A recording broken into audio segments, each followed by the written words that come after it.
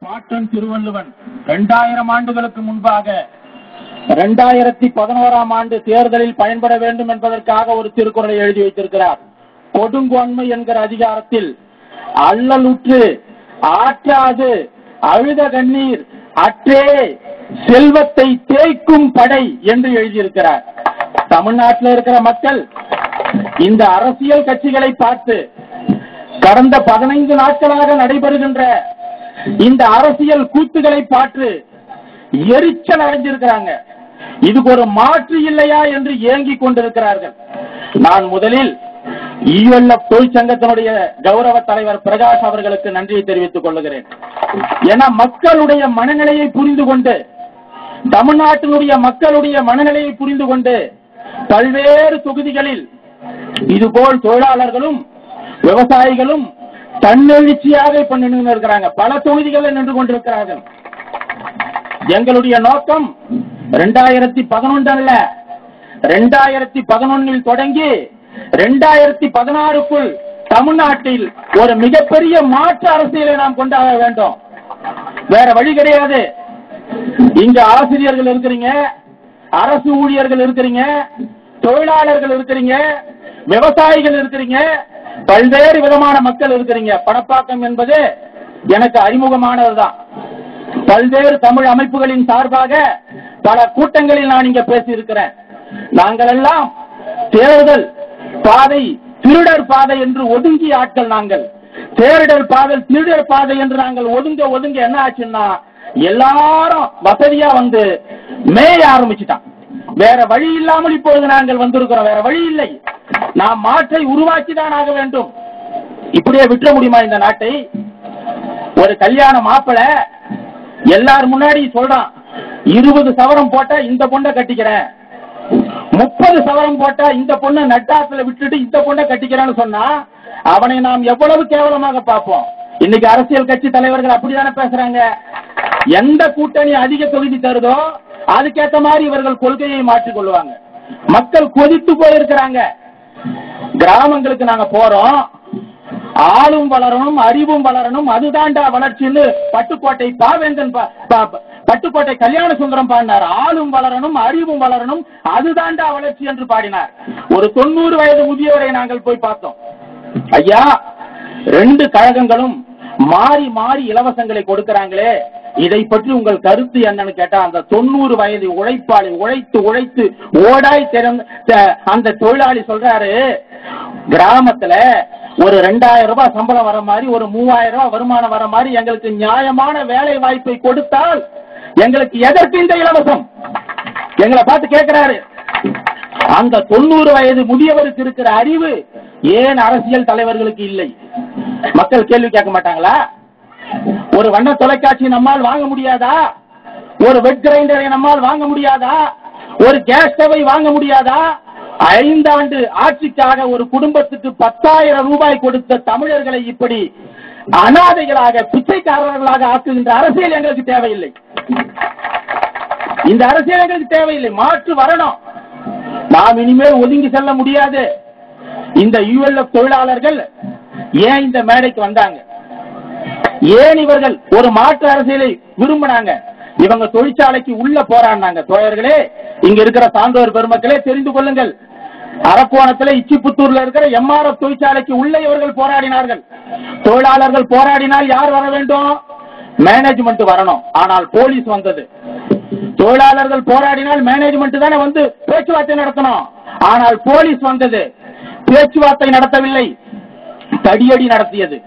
அது மட்டுமா, இந்த தொழிலாளர்களுடைய வீடுகளுக்கெல்லாம் சென்று ஒரு திருடனை தேடுவதை போல அந்த வீடுகளுக்கெல்லாம் சென்று தொழிலாளர்களை கைது பண்ணியது. வருத்தத்தோடு சொல்லிக்கொள்ள விரும்புகிறேன், தொழிலாளர்கள் வீட்டு பெண்களை கொச்சையாக நடத்தியது. அதுக்கு மாற்று என்னாச்சு? தொழிற்சாலைக்கு உள்ள நடந்த போராட்டத்தை நாங்கள் வெளியில கொண்டு வந்தோம். தொழிற்சாலைக்கு உள்ள நடந்த போராட்டத்தை நாங்கள் வெளியில கொண்டு வந்தோம். பிறகு போராட்டம் என்ன ஆச்சு? தலைநகர்ல நடைபெற்றது.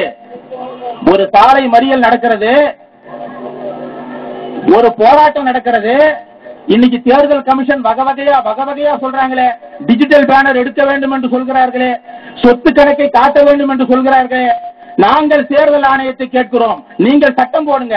ஒரு சாலை மறியல் நடந்தால், ஒரு போராட்டம் நடந்தா போலீஸ் வரக்கூடாது, எம்எல்ஏ வர வேண்டும் என்று சட்டம் போடுங்க. எம்எல்ஏ வர வேண்டும் என்று சட்டம் போடுங்க. புது புது சட்டங்களை நீங்கள் போட்டு இருக்கிறீங்களே. இப்ப எல்லாம் மனு தாக்கல் பண்றாங்க.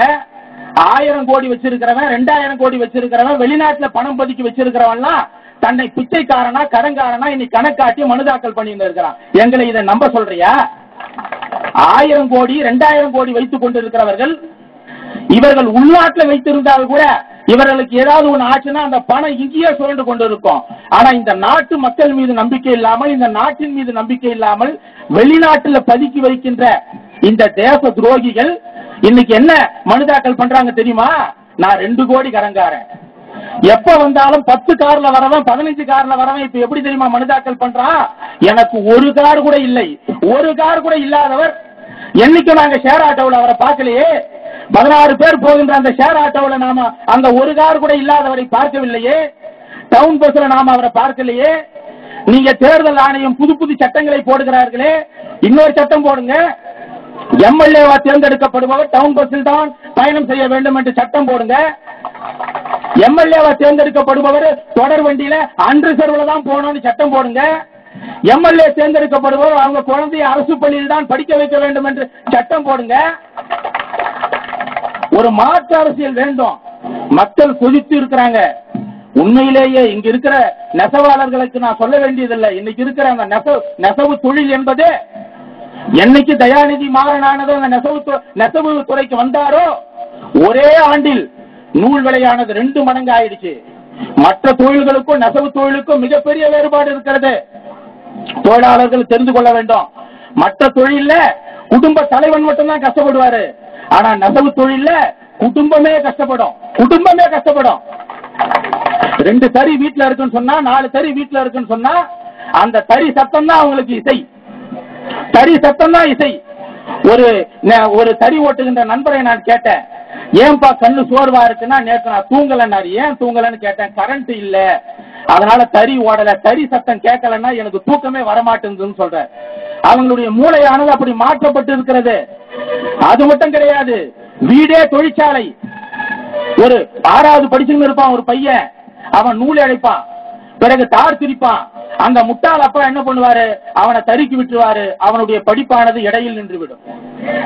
இந்த நெசவாளர்களுடைய பிரச்சனையை எந்த எம்எல்ஏவாவது கடந்த 5 ஆண்டுகளாக சட்டமன்றத்தில் பேசினார் என்கிற தகவல் இருக்கிறதா?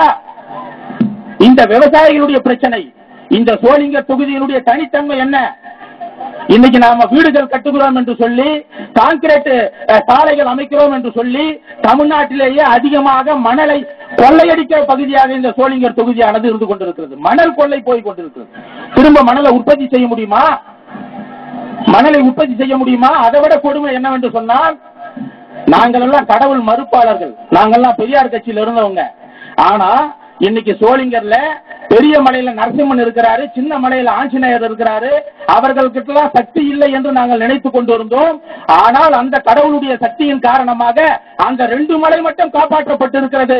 மற்ற மலைகள் எல்லாம் வெடி வைத்து தகர்க்கப்பட்டுக் கொண்டிருக்கிறது. இன்னைக்கு சோளிங்கர்ல அந்த பெரிய மலைக்கும் சின்ன மலைக்கும் பக்கத்தில் இருக்கிற மலைகளை எல்லாம் கிரானைட் தொழிற்சாலை என்று சொல்லி வெடி வைத்து தகர்த்துக்கிட்டு இருக்கிறாங்க. ஒரு மலையை நம்மால உருவாக்க முடியுமா? ஒரு மலையை உருவாக்க முடியுமா? ஒரு சுயநலத்துக்கு அளவில்லையா? ஒரு ஊழலுக்கு எல்லை இல்லையா? உன்னுடைய கமிஷனை தியாகம் செய்வதற்கு எந்த எம்எல்ஏவா தயாரா இருக்கிறாங்களா? கமிஷனை தியாகம் செய்வதற்கு எந்த எம்எல்ஏவா தயாராக இருக்கிறாங்களா? மாற்று அரசியலை நாம் உருவாக்க வேண்டும். மக்கள் அரசியலை நாம் உருவாக்க வேண்டும். இந்த தலைவர் மாறினா இந்த தலைவர் வருவாரு, இந்த தலைவர் மாறினா இந்த தலைவர் வருவாரு. இதையெல்லாம் நம்புறதுக்கு நாம தயாரா இல்லை.